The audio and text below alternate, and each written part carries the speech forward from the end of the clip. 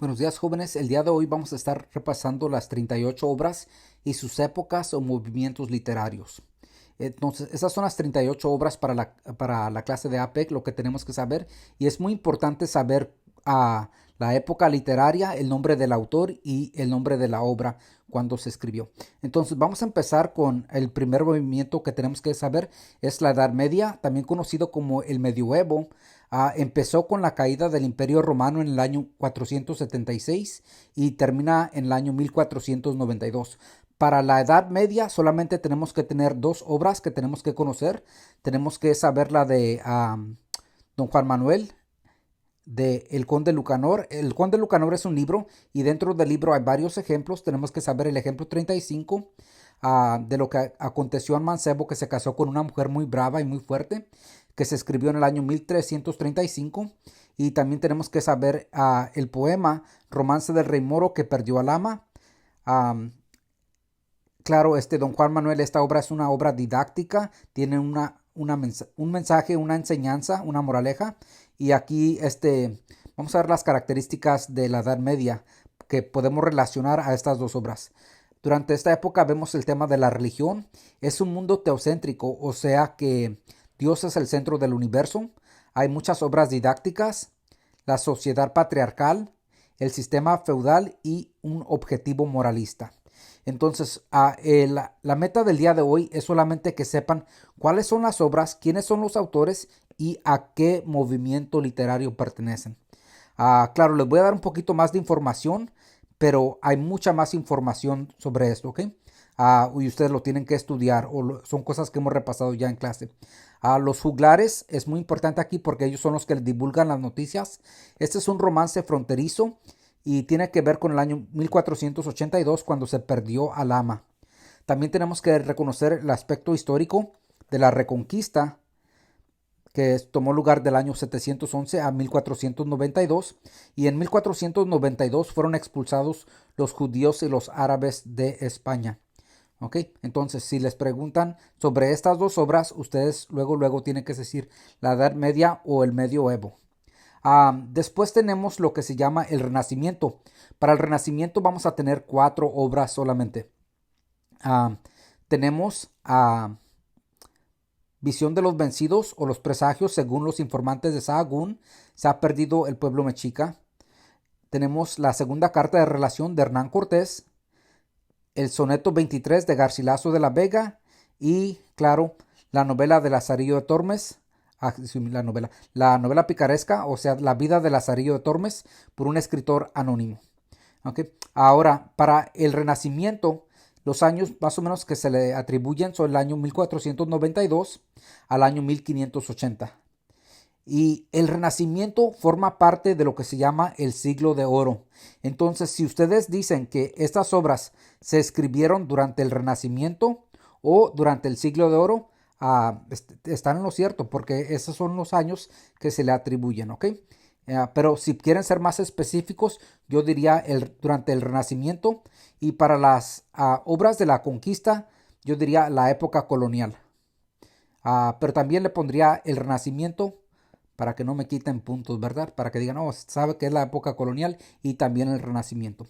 Ok, ahora, durante esta época el hombre es el centro del universo, es dueño de su propio destino. Vemos el tema del carpe diem, la belleza, el placer, el gozo estético, el deleite, ¿verdad?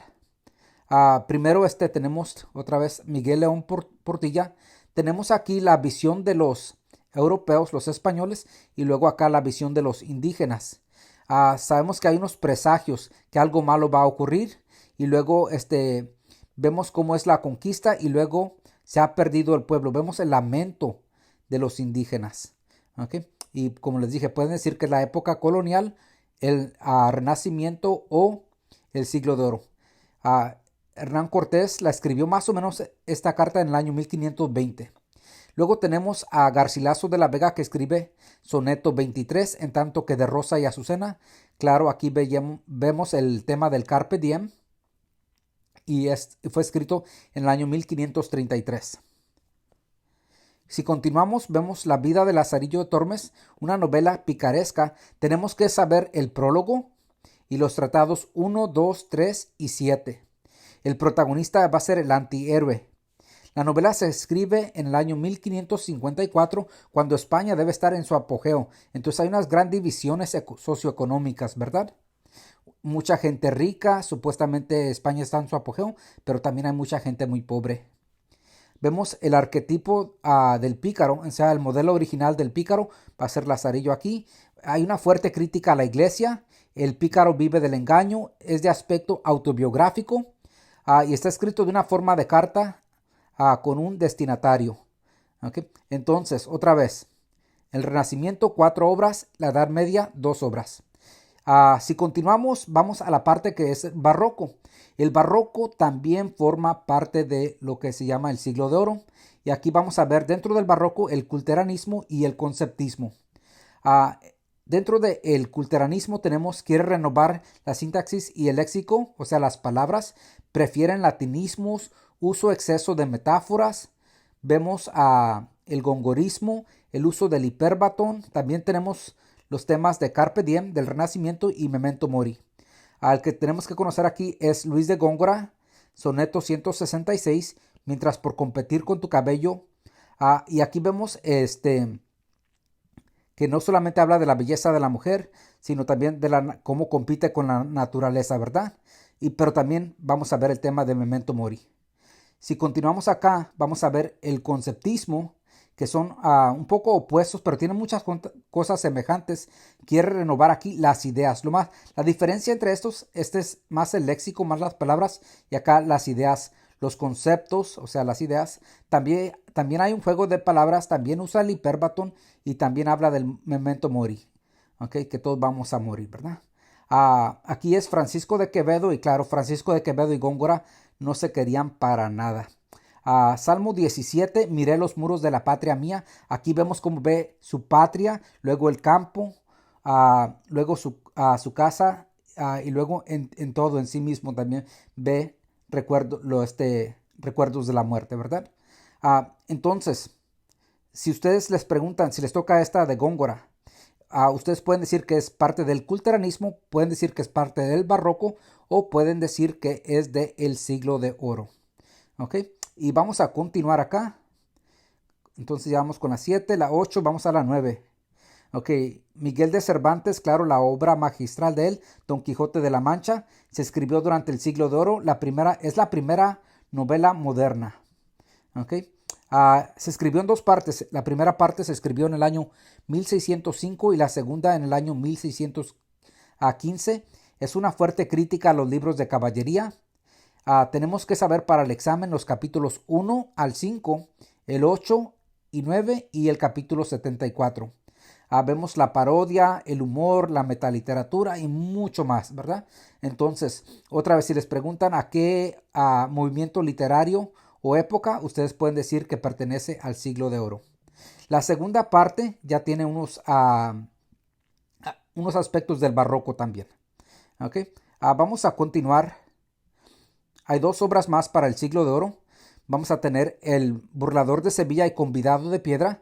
El autor es Gabriel Telles y usa su seudónimo Tirso de Molina. Él era un sacerdote y a veces escuchaba las confesiones de las mujeres y cómo los hombres las engañaban tanto, y por eso escribe, yo creo que por esa razón escribió El burlador de Sevilla, cómo el hombre engaña a la mujer. Es teatro del siglo de oro, drama, claro, definitivamente barroco. Hay una crítica a las clases sociales, especialmente a la clase social de la nobleza.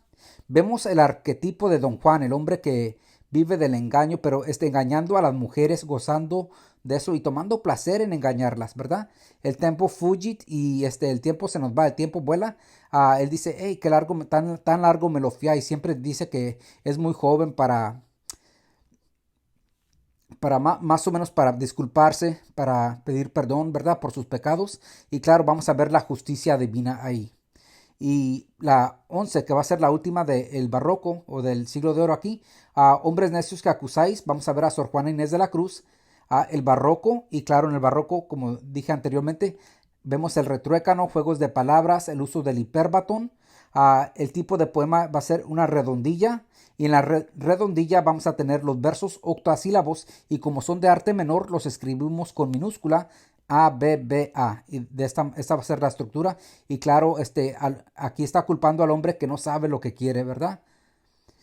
Después del siglo de oro seguiría lo que se llama el neoclasicismo y se va a unir con lo que es el romanticismo. Casi hay una reacción. Cuando hablamos de un movimiento literario, por ejemplo, aquí tengo el naturalismo, va a ser una reacción contra el romanticismo. Acá voy a tener el modernismo, va a ser una reacción contra el naturalismo, ¿ok? Nomás para que entiendan un poco por qué hay diferentes movimientos literarios. Vamos a ver aquí. El romanticismo está dividido en dos etapas. La primera es el aspecto político-social y la segunda en la pasión, el amor no correspondido, el yo, el expresionismo, la búsqueda de libertad política como personal, el nacionalismo, el sufrimiento interno, la naturaleza, la flora y la fauna. Entonces, dividido en dos partes, vamos a tener a dos autores en el romanticismo. Primero vamos a tener a José María Heredia en Una tempestad y luego vamos a tener a Gustavo Adolfo Bécquer. Volverán las oscuras golondrinas. Vamos a ver el número 12 aquí primero, ¿ok? Aquí en Una tempestad vemos el uso del apóstrofe, una forma poética llamada silva, o sea, vemos versos heptasílabos de 7 en combinación con versos endecasílabos de 11 sílabas. El yo poético está contemplando a un huracán que se aproxima, ¿verdad? Vamos a hablar del yo poético o la voz poética y es un escritor cubano.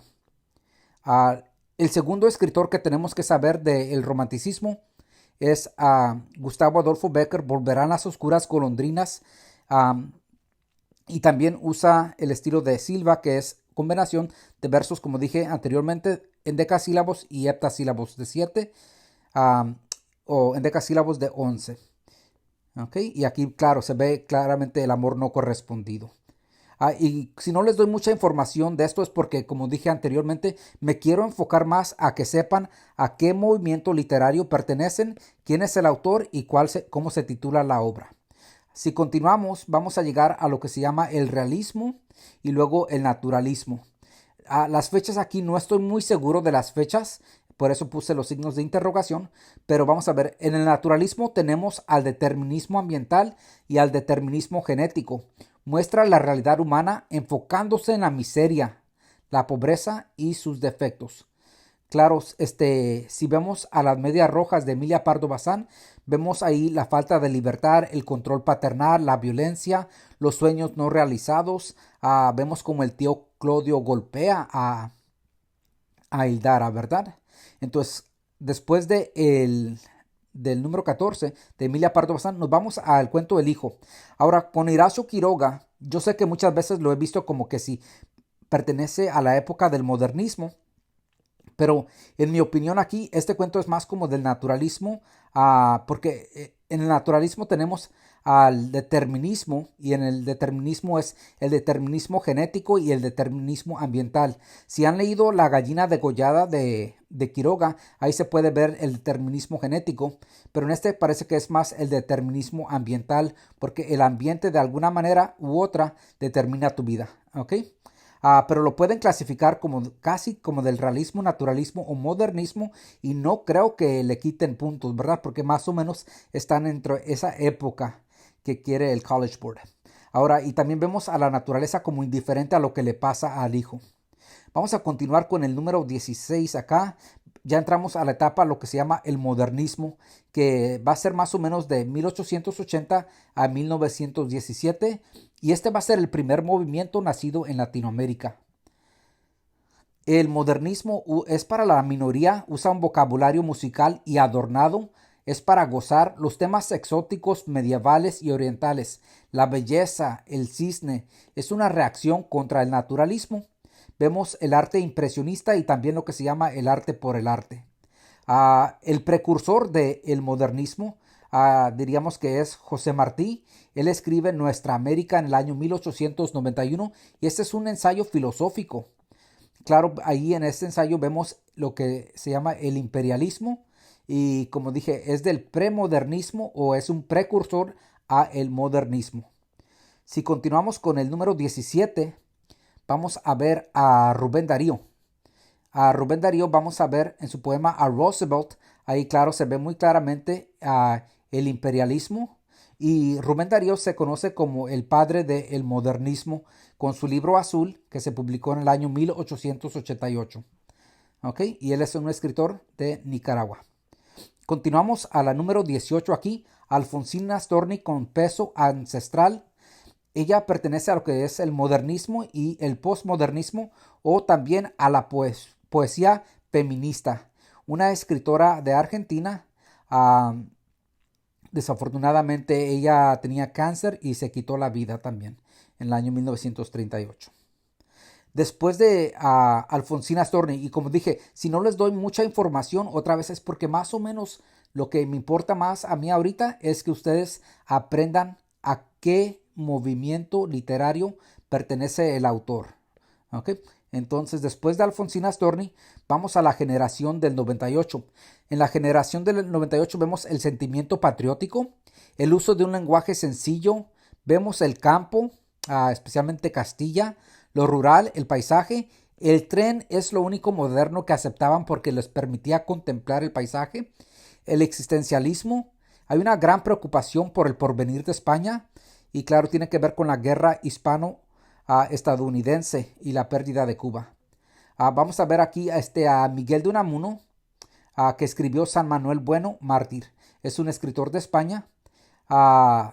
Y aquí vamos a ver la duda, la fe y la razón, pero la fe ciega del pueblo, la preocupación por la inmortalidad y los leitmotivs de el lago, la montaña y claro, la metaliteratura. Otro escritor también de la generación del 98, es Antonio Machado, He andado muchos caminos.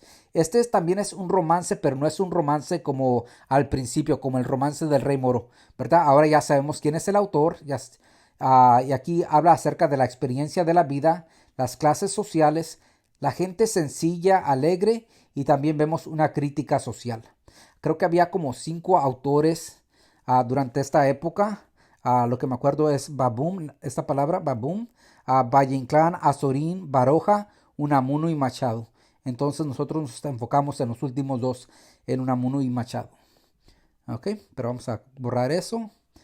Continuamos con el vanguardismo. Después de la generación del 98, y fíjense cómo casi se unen un movimiento a los otros, ¿ok? Vamos a tener lo que se llama el vanguardismo, ¿ok? Más o menos del año 1914 y otra vez no estoy muy seguro, puse aquí 1945, puedo estar equivocado, pero es un periodo de guerras. Vamos a ver la libertad de expresión, los temas tabúes, rompe con la métrica, vemos el existencialismo, el expresionismo, el cubismo, el surrealismo, actitud provocadora y un carácter experimental. Primero tenemos el 21 y el 22 va a ser el mismo autor, Lorca y otra vez Federico García Lorca acá, pero como son 2 obras diferentes y hay 38 obras, los puse como un número diferente, ¿ok? Él también pertenece a la generación del 27 y están conmemorando la muerte de Góngora, ¿ok? 300 años más tarde. Aquí vemos Emprendimiento de Antoñito el Camborio en el Camino de Sevilla. Vemos que es un romance, los estereotipos de los gitanos, la marginación, la identidad y una fuerte crítica a la Guardia Civil Española. ¿Ok? En La Casa de Bernarda Alba vemos que es una obra vanguardista. Vemos la falta de libertad de las hijas, de las mujeres, el qué dirán, esa crítica, el control maternal de Bernarda, el bastón. Hay mucho simbolismo en esta obra. Vemos el machismo, la sexualidad, la tiranía y el calor. Y claro, como dije, hay muchísimo simbolismo. Y otra vez, todas estas que estamos leyendo ahorita o mirando ahorita van a pertenecer al vanguardismo. Después tenemos a Nicolás Guillén con su balada de los 2 abuelos. Él es un escritor cubano, vivió entre 1902 a 1989. Es la poesía afrocaribeña. Vemos el verso libre. Vemos la identidad, el uso de la síndeton o polisíndeton, antítesis, el racismo, el poder del amor, las sociedades en contacto y el mestizaje. Y si nos acordamos bien, Nicolás Guillén acepta sus 2 identidades de sus abuelos y él los une. y al final vemos cómo está, los versos van de más largos a más cortos, cortos, cortos, cortos, y llegan y con un abrazo, ¿verdad? Entre los abuelos. Continuamos con Pablo Neruda, Walking Around, ¿ok? Pablo Neruda es un poeta chileno, vamos a cambiar de color acá, ¿ok?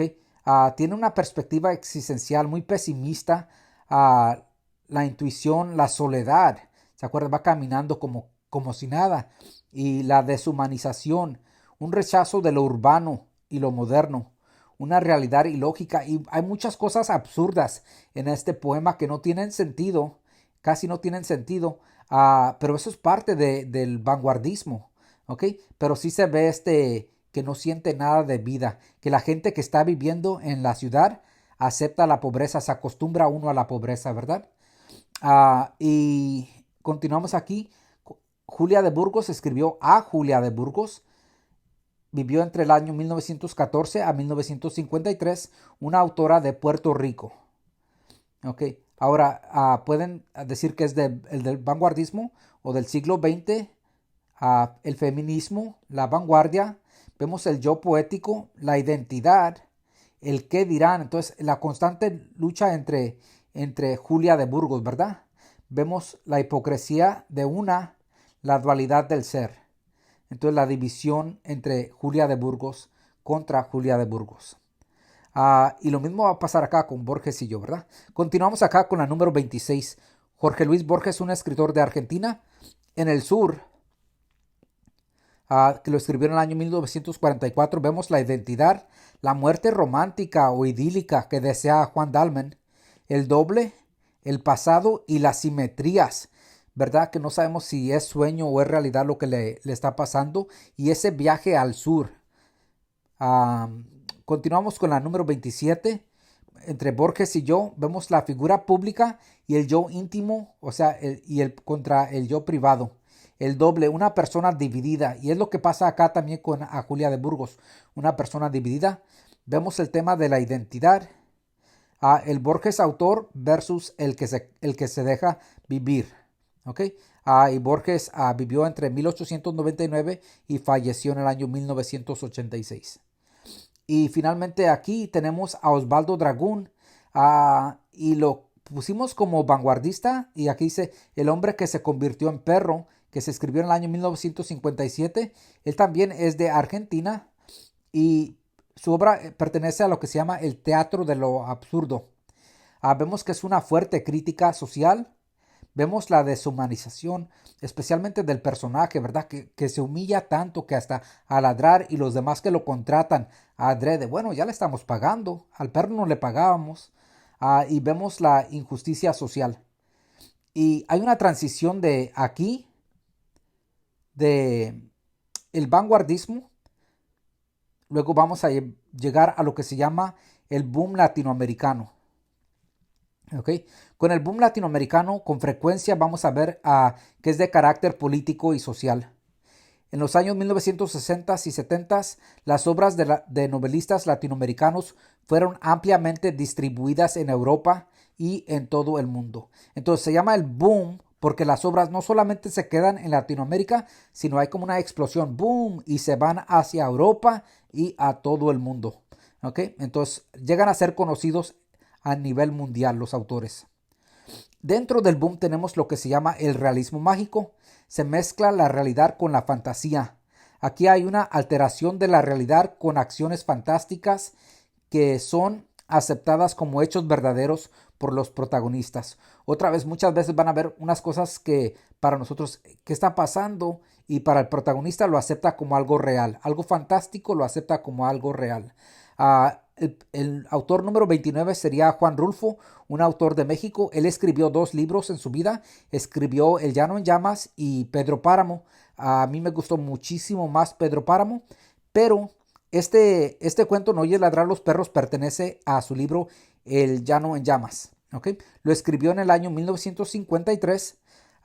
Vemos el uso de usted y el versus tú. El papá cuando regaña al hijo usa usted. Y cuando le muestra un poco de cariño, yo diría, le habla de tú, ¿verdad? Pero para crear distancia usa usted. Vemos lo rural, el campo, la relación padre-hijo, la comunicación o falta de comunicación. Vemos que también es un tono sombrío, trágico, y la luna como un personaje que los va acompañando a su camino a Tonaya. El paisaje es un lenguaje sencillo, escueto y las divisiones socioeconómicas. Entonces, si continuamos aquí con Carlos Fuentes, otro autor mexicano, aquí él vivió entre el año 1928 al 2012, escribió Chacmol en el año 1954. Aquí lo fantástico, la cultura maya, la lenta transformación de Chacmol, los mitos, la religión, el humor. Este cuento es bien chistoso si lo leen con cautela, ¿verdad? Hay mucho humor. El tiempo y el espacio y claro, los dos narradores. Y si continuamos al autor número 31 acá, a Julio Cortázar, de Argentina, vivió entre el año 1914 a 1953. Es el autor de La noche boca arriba y hay muchos paralelismos como con El sur. Okay, se pueden comparar esos dos cuentos. Lo escribió en el año 1956. Ahí vemos a los aztecas, el doble. Hay paralelismos. La realidad, las imágenes sensoriales, lo fantástico, el sueño y la realidad y los sacrificios de la guerra florida. Okay. Dos autores más para el realismo mágico. Bueno, vamos a agregar uno más después. Okay. Gabriel García Márquez, de Colombia. Aquí tenemos a La siesta del martes, que se escribió en el año 1962.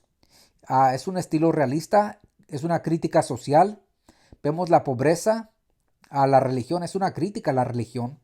El calor, que está omnipresente, ¿verdad? La mamá es una mujer fuerte, que lleva a su hija y van a ver, quieren ir al cementerio para ver a su hijo, ¿verdad? A visitar a la tumba de su hijo. Y también acá tenemos el ahogado más hermoso del mundo. Vemos el uso de la hipérbole, la transformación del pueblo, cómo Esteban logra transformar al pueblo y claro, la fantasía. Si han tenido la oportunidad, si no han tenido la oportunidad, lean por favor 100 años de soledad. Si les gustan un poco estos cuentos, les va a encantar 100 años de soledad. Ok, y vamos a los últimos acá. Ok. Tenemos a la literatura hispana en los Estados Unidos. Tenemos al escritor Sabine Ulibarri con Mi caballo mago. Él vivió entre el año 1919 al año 2003 y es de Nuevo México. Él usa un lenguaje muy poético. Habla de el caballo es casi mítico, ¿verdad? Y vemos la historia de un joven, de adolescente a un adulto. Muchos adjetivos, muchos símiles, muchas metáforas. Aquí nomás le voy a agregar símil. El uso de símil. Ok, muchas metáforas, muchas imágenes. Continuando otra vez con la literatura hispana en los Estados Unidos, tenemos a Tomás Rivera. Y aquí, y no se lo tragó la tierra y la noche buena. Él vivió en el año 1935 al 84, es de Texas. Vemos aquí la pobreza, la identidad, las sociedades en contactos, una crisis de fe y el uso del diálogo. Okay. Ahora, si llegamos a 36 con Isabel Allende, vemos su cuento de dos palabras. Ahora, Isabel Allende también pertenece a lo que se llama el realismo mágico. Entonces, ella también sería parte de este grupo de acá. Pero también es de la literatura femenina contemporánea. Okay. Ella es de Chile. Vemos aquí el poder de las palabras, la hipérbole, la soledad, la pobreza, la realidad, la transformación, lo fantástico y también el aspecto político. Si continuamos con el número 37, ya llegamos con Nancy Morejón. Aquí su poema Mujer Negra. Ella es una escritora de Cuba y claro, es la literatura femenina contemporánea del siglo XX. Y a veces es difícil clasificar a los autores más contemporáneos, o sea, más recientes.